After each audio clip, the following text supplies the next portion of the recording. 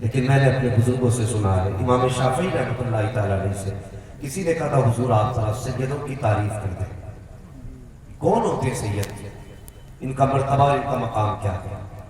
تو امام شافعی رحمۃ اللہ تعالیٰ علیہ نے کہا تھا میں سیدوں کی شان کیسے بیان کر سکتا ہوں، ان کی شان بس اس بات سے سمجھ لو کہ اگر سیدوں پہ درود نہ پڑھا جائے تو ہماری نماز مکمل نہیں ہوتی۔ بہت بڑی ذات نمبر شریف پر ہے، بس حضرت کی دعاؤں کا سہارا لے کر کے میں سفر کا آغاز کروں، اور میری گزارش ہے بہت قیمتی وقت ہے آپ لوگوں کا، ایک ایک منٹ ایک ایک سیکنڈ قیمتی، اور وقت کے بارے میں کہا گیا یہ وہ قینچی ہے اگر آپ اسے نہیں کاٹو گے تو یہ آپ کو کاٹتے ہیں۔ کچھ وقت ایسے کاٹتے ہیں کہ چوراہوں پہ کھڑے رہتے ہیں، کچھ ایسے وقت کاٹتے ہیں کہ دوسروں کی بیٹھکوں میں پڑے رہتے ہیں، ہاں لیکن سب سے اچھا وقت وہ ہے جو اللہ رسول کی یاد میں گزرا کرتا ہے۔ میں سمجھتا ہوں اس سے بہتر وقت شاید بہت دن کے بعد آپ کو ملے، آج کی مبارک رات، اور اس رات کو اگر میں یہ کہہ دوں کہ یہ جشن قرآن کی رات ہے، یہ عظمت قرآن کی رات ہے، یہ برکت قرآن کی رات ہے، تو بیجا نہیں، انشاءاللہ 3 حافظ قرآن آپ دیکھیں گے، ہاں 3 حافظ قرآن جن کے سر پہ بزرگوں کے ہاتھ سے دستار رکھی جائے گی،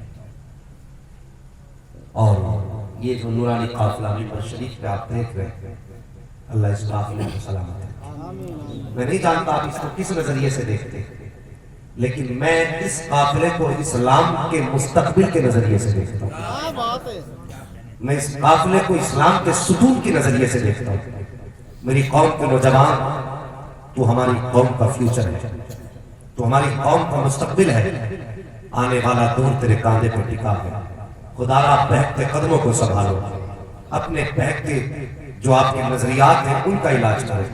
آج بڑی تکلیف ہوئی حضرت، میں گاڑی میں آ رہا تھا تو کسی صاحب نے میرے پاس ایک آڈیو بھیجا، سننا ذرا غور سے میری بات، انداز بیان میرا بہت شوق نہیں ہے، شاید کہ اتر جائے تیرے دل میں میری بات، اگر ہم نہیں سدھرے تو نعروں کا کوئی نتیجہ نہیں، یہ میں بڑی ذمہ داری کے ساتھ ذمہ دار بن پر سے کہہ کے جا رہا ہوں، اگر ہم نہیں بدلے تو نعروں کا کوئی مطلب نہیں رہتا۔ بڑی تکلیف ہوئی، آج ایک نے آڈیو بھیجا میرے پاس اور اس نے کہا حضرت یہ سنیں، اور جب اس کو سنا ہے آپ تو کلیجہ ٹوٹنے لگا، دل کی دھڑکنیں بڑھنے لگی۔ آپ سوچ رہے ہوں کہ ایسا اس آڈیو میں کیا تھا، کسی یتیم کے آلے نہیں تھے، کسی بیوہ کے نالے نہیں تھے، اس میں کسی غریب کی اس کے اندر سوز و گداز بھری باتیں نہیں تھی، بلکہ اس شخص کا تذکرہ تھا جو تمہیں 5 وقت مصلی پہ کھڑے ہو کے رب کی چوکھٹ تک لے کے جاتا ہے۔ جانتے ہو کوئی امام چھٹی لے کر کے اپنے گھر آیا، چھٹی لے کر کے، تو جو مسجد کا متولی یہ ذمہ دار تھا وہ فون کر کے کہتا آپ مت آنا، ہم نے آپ کی جگہ دوسرے امام کا انتظام کر لیا۔ تو وہ جواب میں امام صاحب کہتے ہیں صاحب میں چھٹی لے کے آیا تھا، آپ ایسے کیسے منع کر سکتے؟ اگر آپ کو نکالنا بھی تھا تو 1 مہینے پہلے خبر کریں گے، اور یہ قانون ہے ہر ادارے ہر مدرسے کا ہر سروس کا، اگر آپ اپنی مرضی سے اچانک نکالتے تو آپ کو 1 مہینے کی تنخواہ دینا پڑے گا، اور اگر آپ کو 1 مہینے بعد نکالنا ہے تو 1 مہینہ پہلے خبر کرنا پڑے گا۔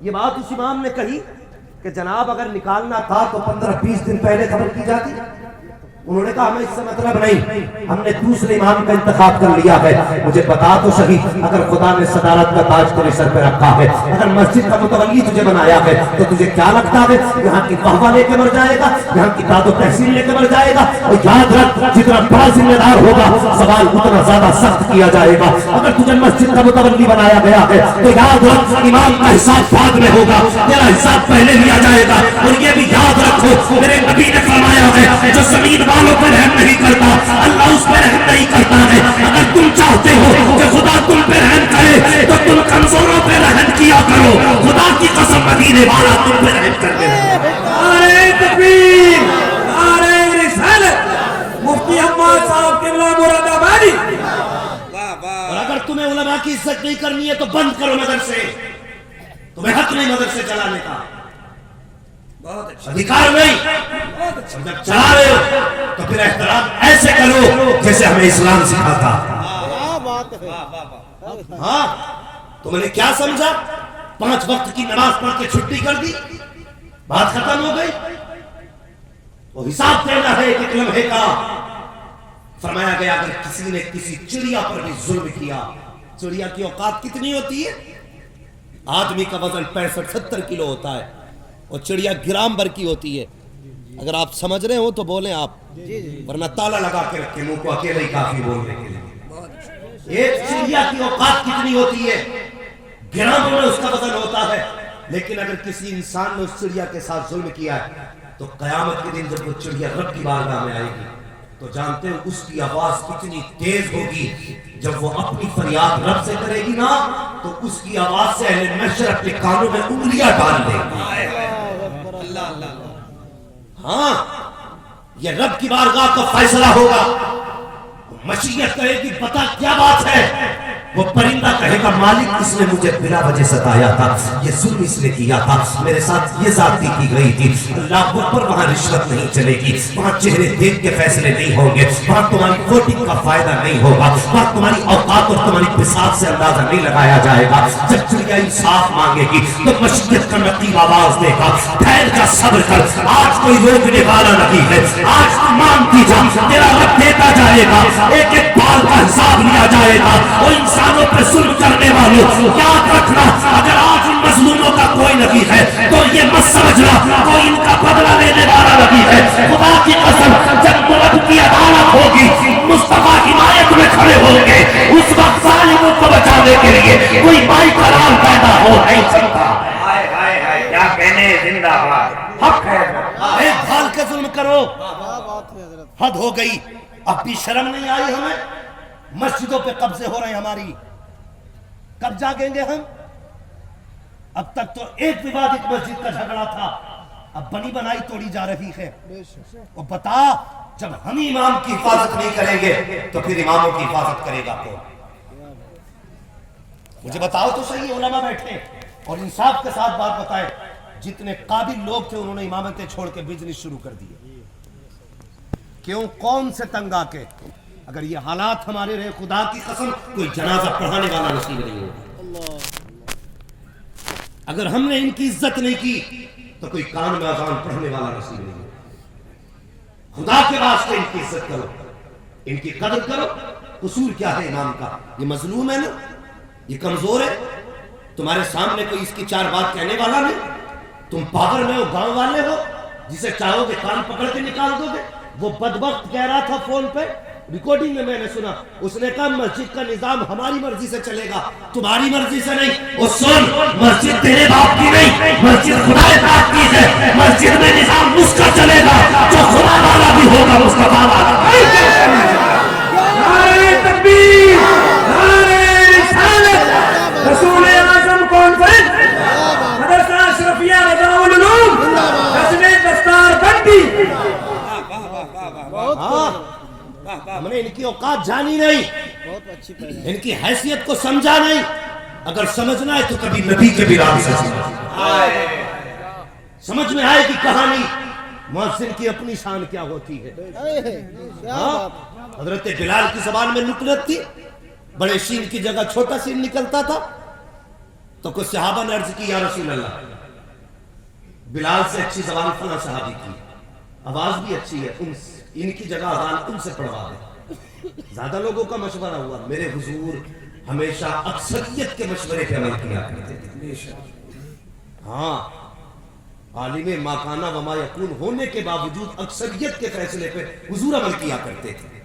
آج تو گھر میں کوئی بڑا ہے نا تو وہ دوسرے سے پوچھنے تیار نہیں کہ میں بڑا ہوں، بس یہی کافی ہے میں بڑا ہوں. تو کتنا بھی بڑا ہو جا میرے حضور سے بڑا تو نہیں ہو سکتا. میرے حضور اکثریت کے فیصلے پہ عمل کیا کرتے تھے. زیادہ لوگوں نے کہا حضور بلال کی جگہ فلاں کو مؤذن کر دے. میرے حضور نے فرمایا جیسے تمہاری مرضی.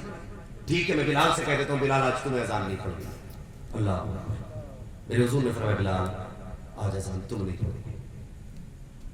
بس اتنا کہنا تھا. وہ تو خادم تھے اور حضور کے اشارے پہ جان دینے والے تھے. گردن جھک گئی جیسے آپ کی مرضی یا رسول اللہ.